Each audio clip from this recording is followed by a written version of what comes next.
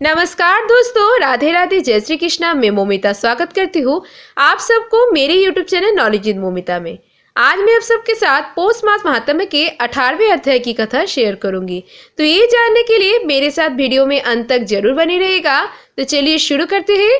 ओम नमो भगवती वासुदेवाय नमः। इस प्रकार उस ब्राह्मण सुदीप का विलाप को सुनकर दशों दिशाओं में गरजता हुआ अकाल मेघ बहा आया। उस मेघ से पर्वतों को कंपायमान करता हुआ, दृश्य में स्पर्श करता हुआ बड़ी वेग से वायु चलने लगी और अत्यंत जोर से वहां बिजली चमकने लगी और मेघ के शब्द से चारों दिशाओं पूरित हो गई। इस प्रकार 1 मास तक ऐसा जल वर्षा कि सारी पृथ्वी जल से भर गई, परंतु पुत्र शोक के अग्नि से तपे हुए उस ब्राह्मण को कुछ भी मालूम ना हुआ। ना उसने पानी पिया, ना उसने भोजन भी किया। पुत्र पुत्र इस प्रकार पुकारते हुए उसका सारा मास व्यतीत हो गया। वह मास श्री कृष्ण भगवान का प्रिय पुरुषोत्तम मास था। सो अनजाने में ही उस ब्राह्मण से पुरुषोत्तम मास की सेवा हो गई, जिससे अत्यंत प्रसन्न होकर भगवान श्री कृष्ण प्रकट हुए। उस समय मेघ बरसना बंद हो गया। फिर उस ब्राह्मण ने श्री कृष्ण भगवान को देखकर शीघ्र पुत्र को पृथ्वी पर रखकर स्त्री सहित श्री कृष्ण भगवान को दंडवत नमस्कार किया और हाथ जोड़कर श्री कृष्ण भगवान के आगे बैठ गया। अनजाने में पुरुषोत्तम मास की सेवा से प्रसन्न होकर भगवान अमृतमय वाणी से उसे बोले, हे सुदेव, तुम धन्य हो और अत्यंत भाग्यवान भी हो। जो कुछ होने वाला है उसे सुनो। मैं कहता हूँ, हे ब्राह्मण, तेरे इस पुत्र की 12,000 वर्ष की आयु होगी और हे जिजोतम, तेरे को सुख देने वाला पुत्र होगा। इसमें कोई संदेह नहीं है। मैंने प्रसन्न होकर तुझको ये पुत्र दिया है।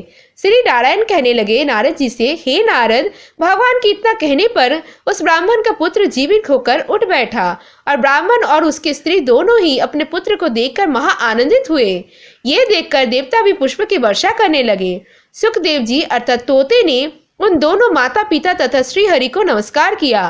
गरुड़ भी पुत्र के सहित ब्राह्मण को देखकर अत्यंत प्रसन्न हुआ। तब ब्राह्मण आश्चर्ययुक्त होकर श्री हरि को नमस्कार करके हाथ जोड़कर गदगद वाणी से संशय काटने वाले आनंद सहित भगवान से यह पूछने लगा कि हे भगवान, मेरे 4,000 वर्ष तक इतने महाकठिन तप करने पर आपने जो कठोर वचन मुझसे कहे थे कि मेरे 7 जन्म में भी पुत्र का सुख नहीं है, और उस वाक्य का उल्लंघन हेतु मरे हुए पुत्र का जीवित करने का क्या कारण है? हरि ओम तत्सत। राधे राधे, जय श्री कृष्ण। आज के पौष मास महात्म्य के 18वें अध्याय की कथा समाप्त हुआ। इसके आगे की वृत्तांत आप आने वाले अध्याय में सुनिएगा। अगर आप भगवान श्री कृष्ण के भक्त हो और ये वीडियो आपको अच्छी लगी तो वीडियो को ज्यादा से ज्यादा लाइक और शेयर जरूर कीजिएगा, और ऐसे और वीडियोस पाने के लिए मेरे चैनल नॉलेज विद मोमिता को जरूर सब्सक्राइब कीजिएगा और सब्सक्राइब के बगल में बेल आइकन दबाना मत भूलिएगा, जिससे कि आपको आने वाली वीडियो की नोटिफिकेशन जल्द से जल्द मिल जाए।